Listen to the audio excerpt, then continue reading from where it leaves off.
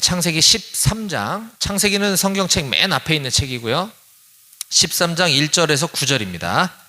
자, 찾으셨으면 같이 또박또박 한 목소리로 맞춰서 힘차게 읽어보도록 하겠습니다. 시작.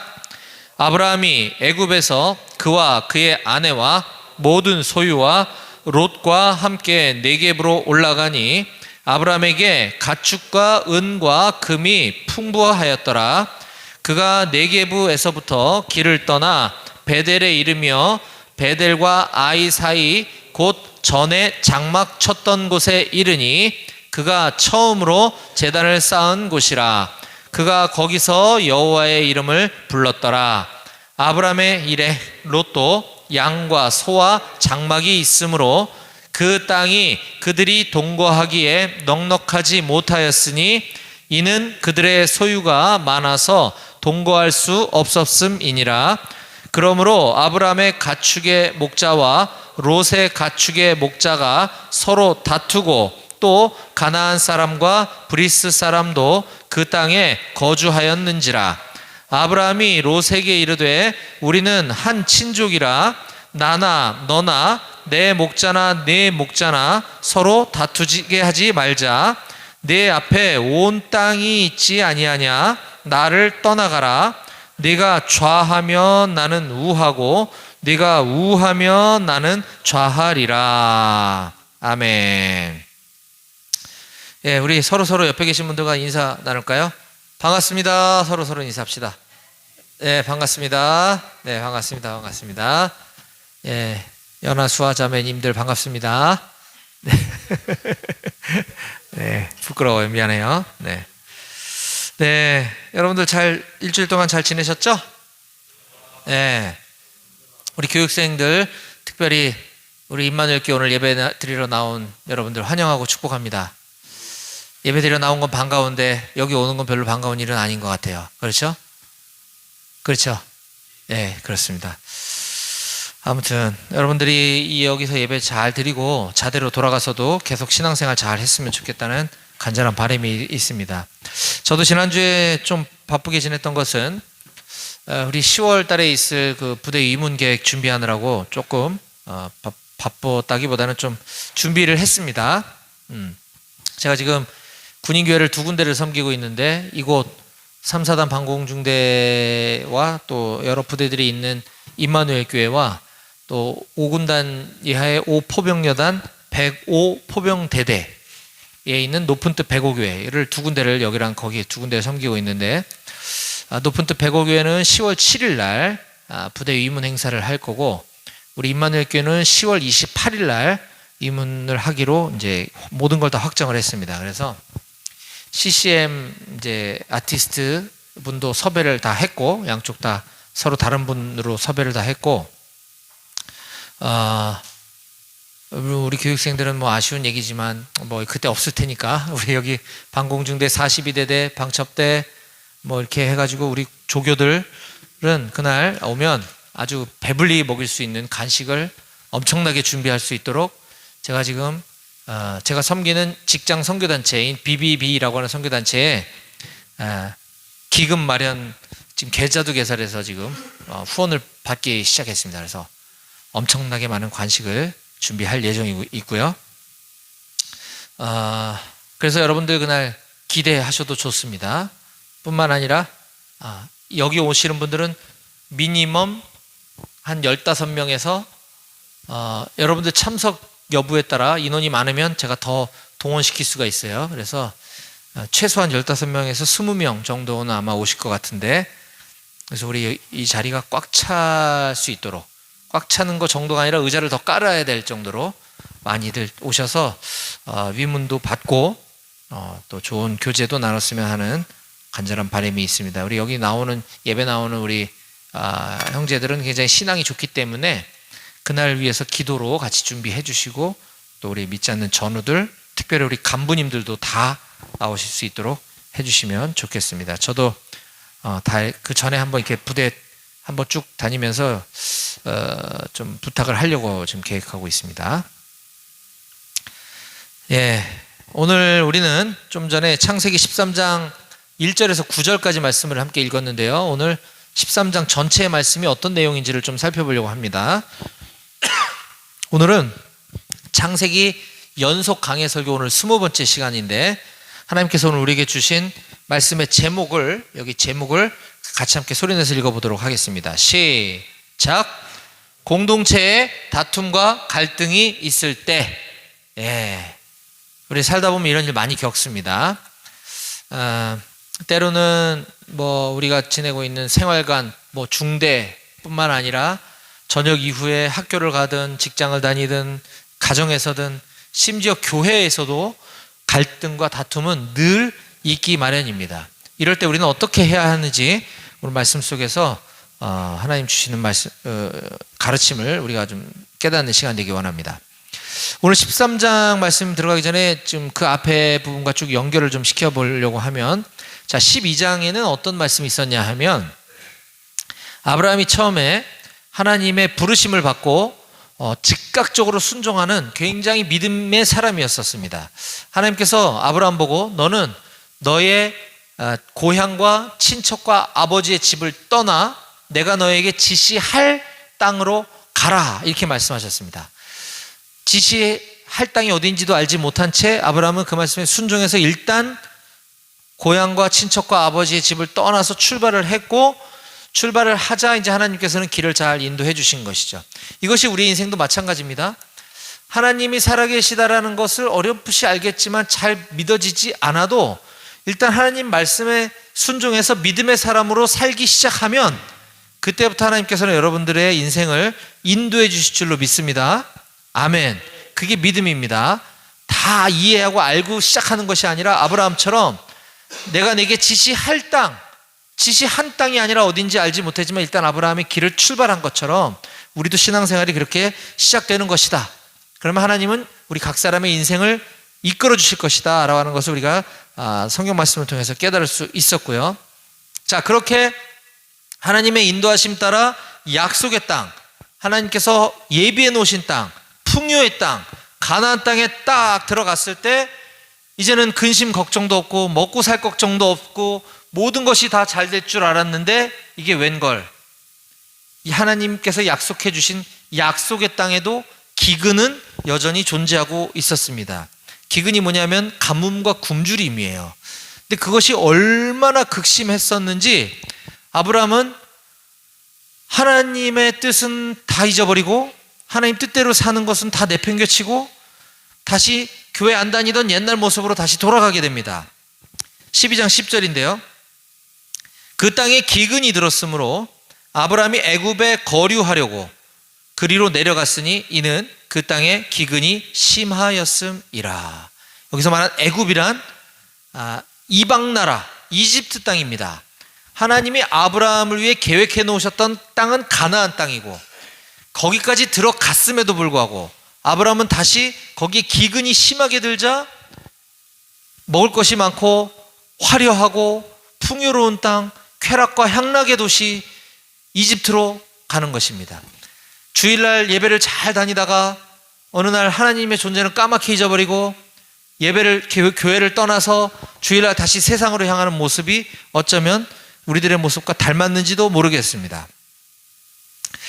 그렇게 신앙의 상태가 바닥으로 떨어진 아브라함은 하나님의 약속을 더 이상 붙잡지 못한 채 물질적 풍요로움과 쾌락을 쫓아 가게 되었고, 그러자 하나님을 바라보지 않고 세상을 바라보자 아브라함에게는 두려움이 임하기 시작했습니다.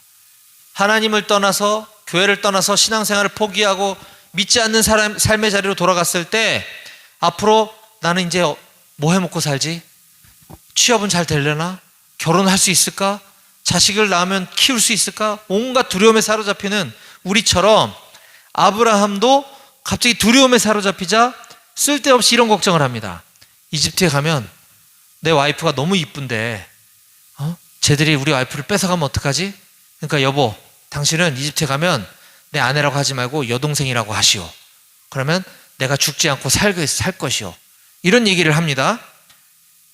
내가 아내 살아있으면 그냥 귓방맹이를 그냥 팍, 말이 됩니까? 와이프라 부르지 말라고, 남편을 남편이라 부르지 말라고.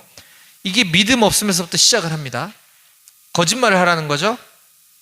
결국 그 쓸데없는 걱정이 현실로 다가와서 이집트 땅, 애굽 땅에 소문이 퍼졌습니다. 저 가나안에서 이사해온 아브라함이라고 하는 사람 가정이 있는데 거기 웬 아름다운 여인이 있다고 합니다. 근데 보니 그 아브라함이라고 하는 사람의 여동생이라고 합니다. 그러자 이집트의 왕 파라오가 그래? 그러면 왕궁으로 데리고 와라. 내가 후궁을 삼겠노라. 내 아내를 삼겠다라는 거죠. 그래서 아브라함은 아내를 졸지에 뺏기는 신세가 됩니다. 뺏기는 것도 아니죠. 어쩌면 지가 아내 아니라고 했으니까 합법적으로 데려간 거죠. 그러면서 굉장히 많은 결혼 지참금, 합의라 그래야 될까? 굉장히 많은 예물을 줍니다. 12장 16절.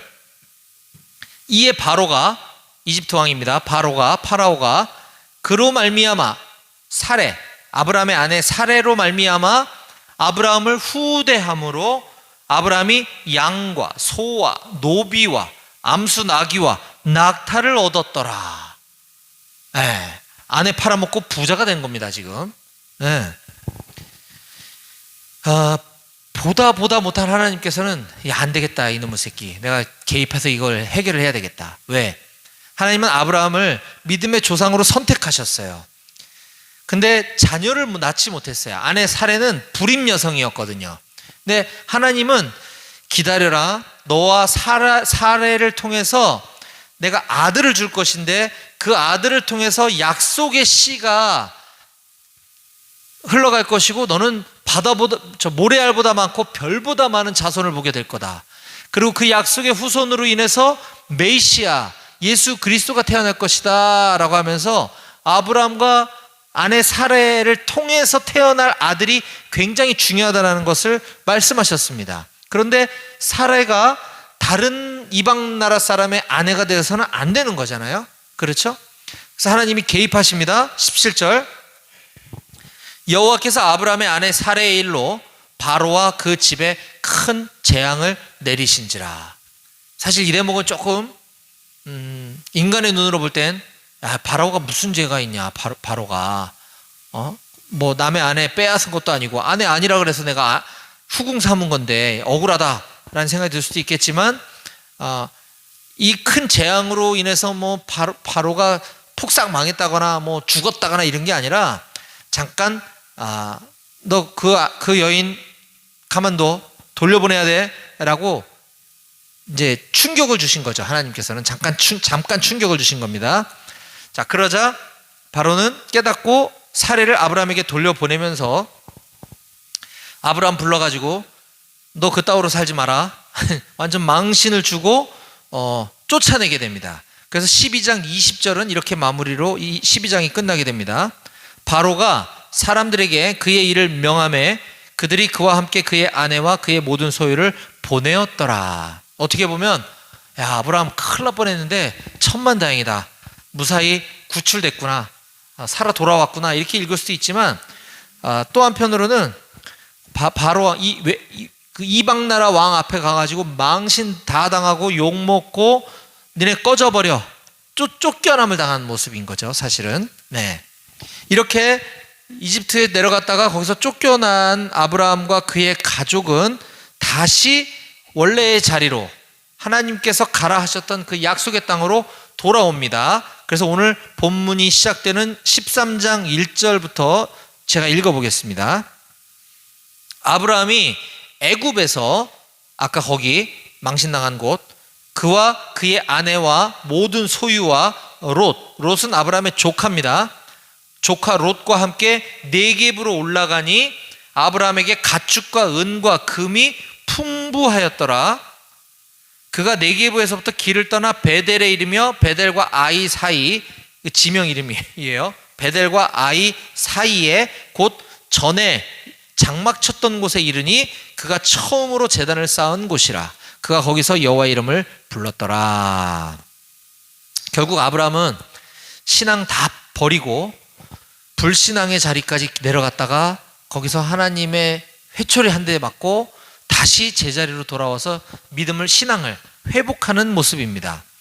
그가 다시 돌아왔던 그 베델과 아이라고 하는 그 사이, 그 지역은 그 전에 아브라함이 장막을 쳤던 곳이었다라고 기록해주고 있습니다. 그러면서 4절에 그가 처음으로 제단을 쌓은 곳이라. 이게 제단을 쌓았다는 것은 거기서 하나님께 제사를 드렸다는 것인데, 여기서 말한 제사는 우리 대한민국에서 오늘날 조상 신에게 드리는 그런 제사가 아니에요.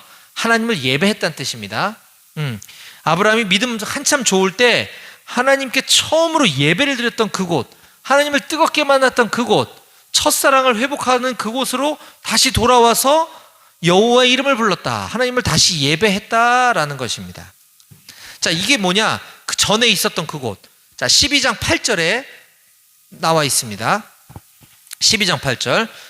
한창 아브라함이 그 신앙이 밑바닥으로 떨어지기 전에, 한창 믿음 좋을 때, 뜨거웠을 때, 거기서 베델 동쪽 산으로 옮겨 장막을 치니 서쪽은 베델이요 동쪽은 아이라. 베델과 아이 사이, 맞죠? 13장 3절과 똑같죠? 그가 그곳에서 여호와께 제단을 쌓고 여호와 이름을 불렀다라는 것이에요. 그랬다가 신앙 떨어지고 이방 나라 가서 거기서 아내 아니라고 여동생이라고 거짓말 치고 아내 뺏겼다가 불려가서 욕먹고 쫓겨나고 다시 제자리에 돌아와서 회개하고, 하나님 저 이제 하나님 배신하지 않을게요, 하나님 잘 믿겠습니다, 하나님의 이름을 부르며 예배할 때, 이때 아브라함에게는 참 그의 어떤 회개와 이런 것들이 터져 나오지 않았을까라는 상상을 해보게 되었습니다. 이토록 아브라함이 이제 다시 그의 믿음을 회복하고 신앙이 뜨거워졌음에도 불구하고, 그랬으면 이제는 이제 모든 것이 할렐루야, 이제 나 다 평안해, 모든 게 다 잘 되고 이랬기를 우리는 바라는데, 그럼에도 불구하고 아브라함의 공동체는 여전히 큰 문제가 발생하는 것을 오늘 본문이 보여주고 있습니다. 7절과 8절입니다.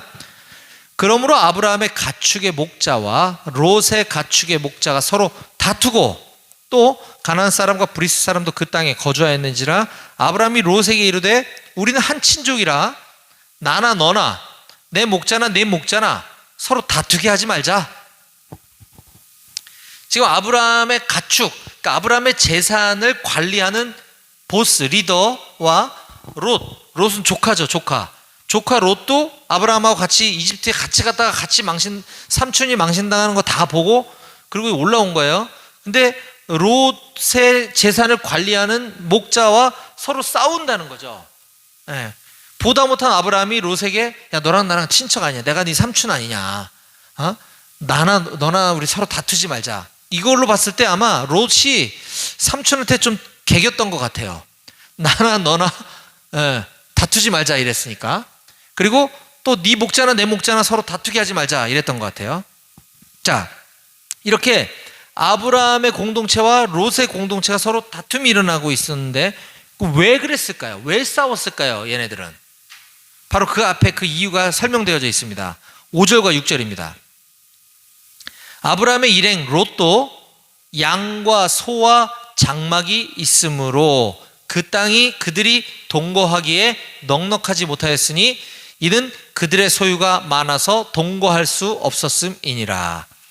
이게 뭐냐면 아브라함의 일행과 롯의 일행이 양과 소와 장막이 있었는데 너무 많았다는 거예요. 재산이 너무 많아서 지금 그 베델과 아이 사이 그 가나안 땅에 와서 같이 동거하려니까, 같이 살려니까 재산도 너무 많고 딸린 식솔들, 노비들 뭐 너무 많아가지고 땅이 좁을 정도로 엄청나게 부자가, 소유가 많아서, 그들의 소유가 많았기 때문에 같이 살 수 없어서 서로 싸웠다라는 거예요. 야, 이게 참 되게 아이러니하지 않습니까? 지난 12장에서는 약속의 땅에 들어갔을 때 너무 가난하고 굶주리고 너무너무 힘들어서 기근 때문에 아브라함 공동체가 위기가 찾아왔어요. 그래서 애굽으로 갔었던 것인데 다시 돌아왔을 때는 이제는 너무 반대로 너무 부자여서 돈이 너무 많아서 이제는 막 공동체에 문제가 생기고 있는 모습을 볼 수가 있습니다. 여러분들은 돈을 많이 벌고 부자가 되고 싶나요? 뭐 그럴 수 있죠. 네, 그런데 그러면 돈을 많이 벌면 행복할까요? 네, 답을 우리는 다 알아요. 그죠? 이런 얘기 많이 들어봤어요. 돈 많이 번다고 행복한 거 아니라는 거 알아요. 근데 돈은 벌고 싶긴 해요. 그렇죠? 네. 근데 성경에 제가 여러분들께 소개해주고 싶은 너무너무 소중한 말씀이 있습니다. 물론 돈을 잘 벌어서 잘 쓰고 하고 싶은 마음은 누구나 다 있을 거예요. 근데 인간은 죄인인지라 돈이 많으면 절대 그럴 수가 없는 존재입니다. 그냥 내 호주머니로 더 집어넣고 싶고 내 자식들 더 잘 키우고 싶고 남들은 굶어 죽든 말든 안중에도 없고 뭐 돈 많이 벌면 교회를 짓고 뭐 선교사님 후원하겠다고 개뿔 돈 많이 벌면 마음이 바뀌어요.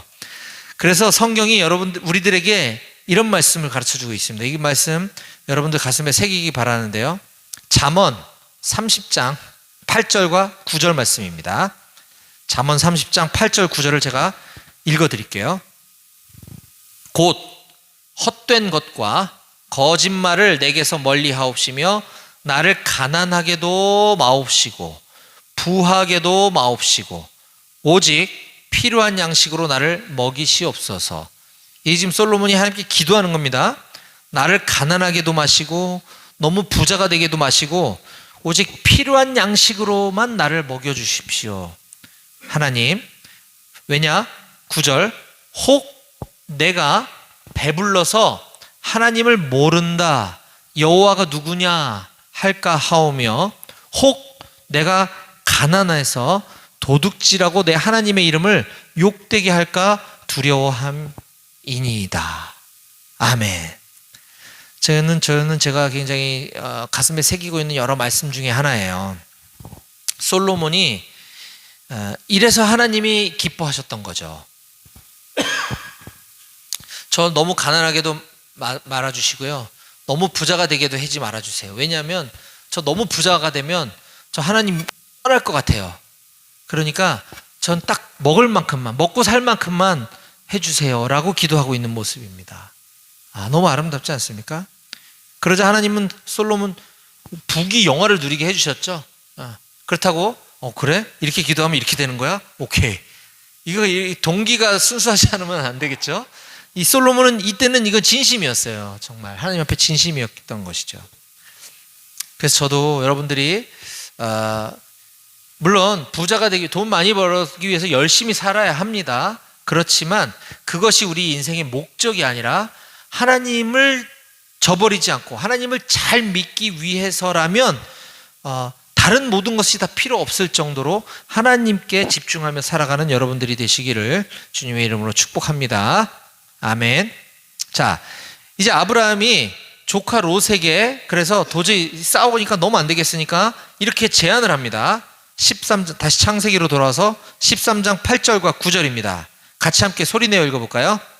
13장 8절 9절 시작. 아브라함이 롯에게 이르되 우리는 한 친족이라 나나 너나 내 목자나 네 목자나 서로 다투게 하지 말자. 내 앞에 온 땅이 있지 아니하냐? 나를 떠나가라. 네가 좌하면 나는 우하고 네가 우하면 나는 좌하리라.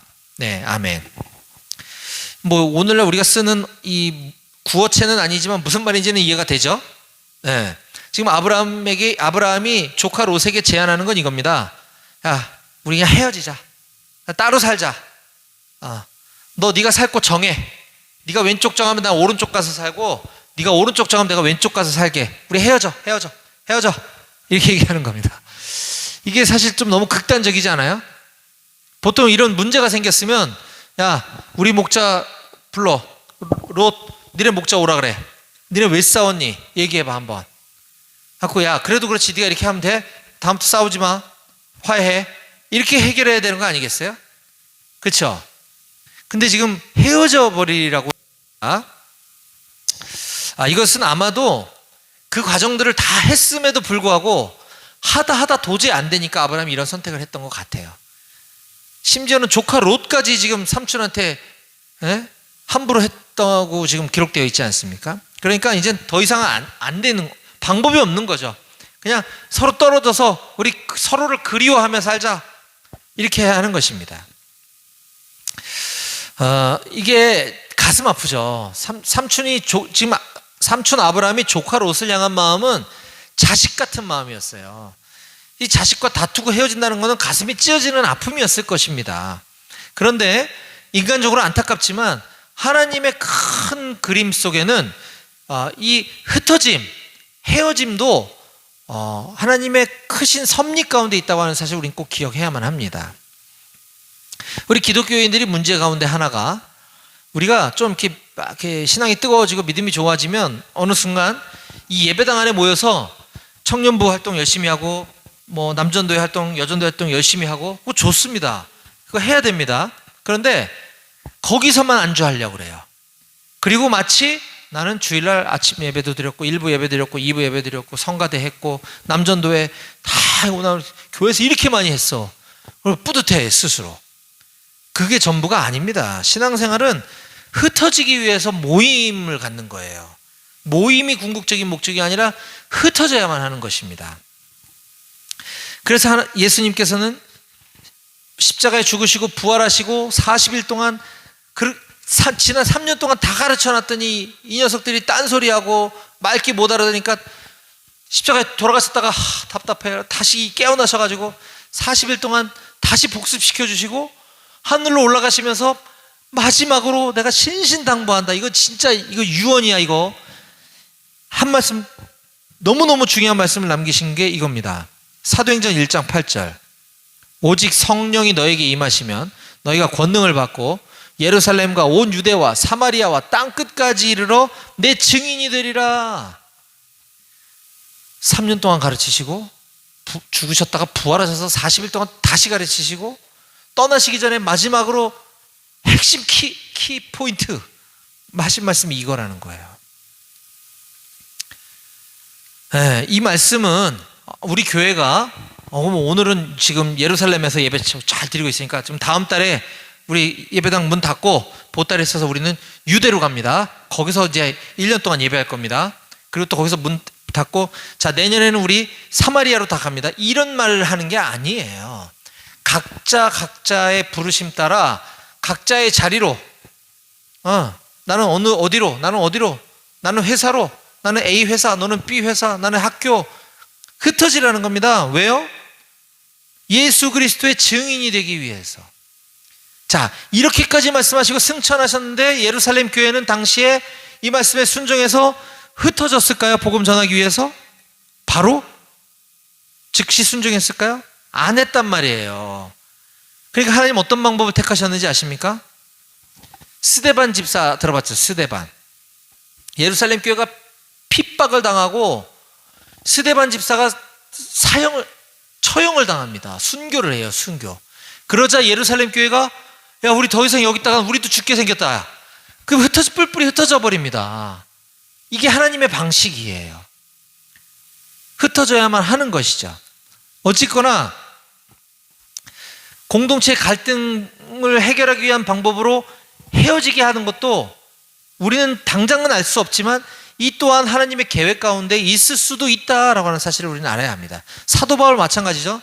사도 바울이 그렇게 열정적으로 해외 선교를 하고 막 돌아다닐 때 자기 동역자인 마가와 크게 다퉈요. 싸웁니다. 그래서 마가랑 헤어져요. 걔는 걔대로 선교 가고 바울은 바울대로 선교 가고, 때로는 다툼과 이 갈등이 하나님의 계획 가운데도 있을 수 있다라고 하는 사실을 우리는 알아야만 합니다. 중요한 건 그럼 싸울 때 헤어져라 이게 아니고 중요한 거는 우리가 예수 그리스도 복음을 위해서 흩어지는 것이 굉장히 중요하다는 것 좀 기억했으면 좋겠어요. 자, 아무튼 다시 돌아와서 아브라함이 이제 조카 롯에게 네가 먼저 좋은 땅을 선택해라 라고 양보를 했죠. 그때 조카는 어떤 행동을 했습니까? 13장 10절을 한번 봅니다. 이에 롯이 눈을 들어 요단 지역을 바라본 즉 소알까지 온 땅이 물이 넉넉하니 여호와께서 소돔과 고모라를 멸하시기 전이었으므로 여호와의 동산 같고 애굽 땅과 같았더라. 그러므로 롯이 요단 온 지역을 택하고 동으로 옮기니 그들이 서로 떠난지라. 삼촌이 야 네가 먼저 좋은 땅 골라라. 네가 왼쪽 거로 나 오른쪽 가고 네가 오른쪽 거로 내가 왼쪽 갈게. 그랬으면 인간적으로 신앙 이런 거 말고 조카라면, 정상적인 조카라면 아유 삼촌 무슨 말씀을, 삼촌이 먼저 고르세요. 그럼 제가 그냥 아무 데나 가겠습니다. 이래야 되지 않아요? 이게 정상 아닙니까? 맞잖아요. 아니야? 네, 삼촌한테 양보를 해야지. 삼촌이 그렇게 얘기한다고, 아 그래요? 아 삼촌 땡큐. 막 찾아보니까 요단. 우와, 물이 넉넉하네. 삼촌 저 여기 택했어요. 요단을 택했어요. 동쪽으로 갈게요. 저 지만 살 길 찾아가는 거예요. 이게 지금 롯이에요. 그런데 신앙적으로, 영적으로 또 무슨 문제가 있었냐면, 보세요. 10절에 거기를 보니까 마치 여호와의 동산 같고 애굽 땅과 같았더라 라고 롯이 흐뭇해합니다. 자, 여호와의 동산은요, 에덴 동산이죠. 하나님께서 거니셨던 곳, 하나님과 함께 사는 곳, 하나님의 통치가 있는 곳이 여호와의 동산이에요. 애굽 땅은 뭐였습니까? 아까 먹고 살기 힘들다고 약속의 땅을 버리고 세상 부요함과 세상 쾌락이 있는 곳, 그곳이 애굽 땅이었잖아요. 하나님 여호와의 동산과 애굽 땅을 지금 똑같이 여기고 있어요. 얘가 지금 롯이 정신 못 차리고 있는 거죠. 답답합니다. 이게 지금 롯의 신앙 상태예요. 이 부분을 보면서 우리는 우리 자신을 좀 돌아볼 필요가 있어요. 우리가 때로는 어떤 일들이 좀 잘 풀린다 했을 때, 모든 것이 하나님의 은혜입니다 라는 고백이 귀합니다. 제가 그 고백이 거짓이라고 하는 것이 아니에요. 하지만 반대 상황에서도 우리가 동일한 고백을 할 수 있어야 그게 진짜 신앙이라는 겁니다. 하나님 우리에게 부유함을 주셨어요. 하나님의 은혜로 내가 저 요단 땅에 가서 살게 됐어요. 하나님의 은혜로 내가 강남에 집을 샀어요. 이거하고 똑같은 거예요. 그럼 남양주에 살고 있는 나는 뭐 하나님의 은혜 안 주신 거냐? 이런 거죠. 네. 세상 부유함만이 하나님의 축복이라고 여긴다면 그건 큰 착각입니다. 지금 롯의 모습과 같은 것이라는 걸 우리가 기억해야만 합니다. 이제 그렇게 롯은 자기가 선택한 지역을 향해서 아브라함을 떠나 가게 되죠. 이때 아브라함의 심정은 아까 잠깐 언급했던 것처럼 내가 친자식같이 여겼던 롯이 저렇게 철없이 가낸다고 진짜 가네 이놈의 새끼. 그것도 지만 좋은 땅 골라가네. 뭐 이런 아쉬움이 있었을지 모르겠지만 어쨌든 그 헤어져야만 하는 아브라함의 가슴은 정말 미어졌을 것 같아요. 되게 안타까웠을 것 같아요. 이때 바로 그때 하나님이 아브라함에게 찾아오십니다. 그래서 이렇게 말씀하십니다. 14절 롯이 아브라함을 떠난 후에 여호와께서 아브라함에게 이르시되 너는 눈을 들어 너 있는 곳에서 북쪽과 남쪽 그리고 동쪽과 서쪽을 바라보라. 보이는 땅을 내가 너와 네 자손에게 주리니 영원히 이를 것이다. 내가 네 자손이 땅에 티끌 같게 하리니 사람이 땅의 티끌을 능히 셀 수 있을진데 내 자손도 세리라. 너는 일어나 그 땅을 종과 횡으로 두루두루 다녀보라. 내가 그것을 너에게 다 주겠다. 이때 아까 롯 같은 놈 롯이 만약에 이렇게 이 말씀 들었으면 어떻겠을 것 같아요? 가장 높은 데 올라가서 눈을 들어 동과 서 남과 북을 다 바라보라. 보이는 땅을 내가 너에게 다 주겠다 그랬으니까 엄청 높은 데 올라가서 가장 멀리 보이는 데 찾아가지 않았을까요? 그리고 너는 일어나 그 땅을 종과 횡으로 두루 다녀봐라. 내가 그것을 너에게 다 주겠다. 그래요? 하나님 말씀도 떨어지기 전에 엄청 단거리 달리기처럼 막 뛰어가지 않았을까요? 내가 5km까지 달려가면 거기까지 내 땅, 내가 10km까지 달려가면 거기까지 내 땅 주시겠다는데 롯 같았으면 그렇게 했었을 거예요. 근데 아브라함은 전혀 그런 행동하지 않습니다. 18절에 보면 아브라함이 장막을 옮겨 헤브론에 있는 마므레 상수리 수풀에 이르러 거주하며 거기서 여호와를 위하여 제단을 쌓았더라. 아브라함이 했던 건 이게 다예요. 그냥 하나님의 약속의 말씀만 붙드는 거죠.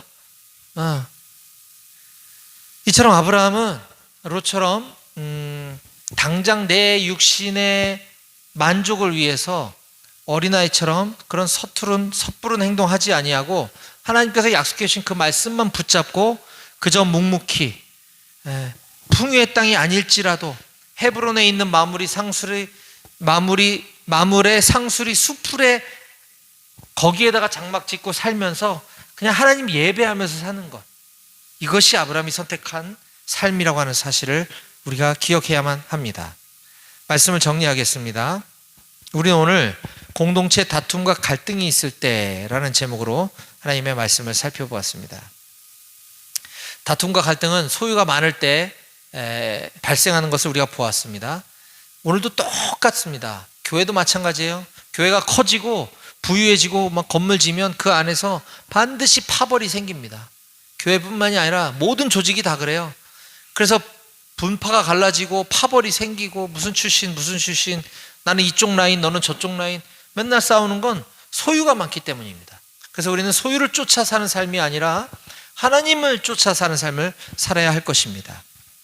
또한 어떤 문제가 발생했을 때 아브라함은 양보하고 배려하는 모습을 우리에게 보여주었습니다. 이거는 굳이 신앙인이라서가 아니라 우리가 마땅히 그렇게 남에게 양보하고 베푸는 삶을 우리도 살아야 할 것이고요. 그것보다 더 중요한 것은 아무리 눈에 보이는 좋은 땅이 있더라도 욕심 부릴 것이 아니라 그냥 나에게 주어진 삶에 만족하며 하나님께서 나의 앞길을 책임져 주시고 인도해 주실 거라고 하는 그 믿음, 그 확신만 붙잡고 살아가는 삶이 진정한 우리의 삶임을 여러분들이 깨닫고 가슴에 새기며 다 그렇게 살아가는 우리 모든 임마누엘 교회 청년들이 다 되실 수 있기를 주님의 이름으로 간절히 축원드립니다. 아멘. 기도하시겠습니다.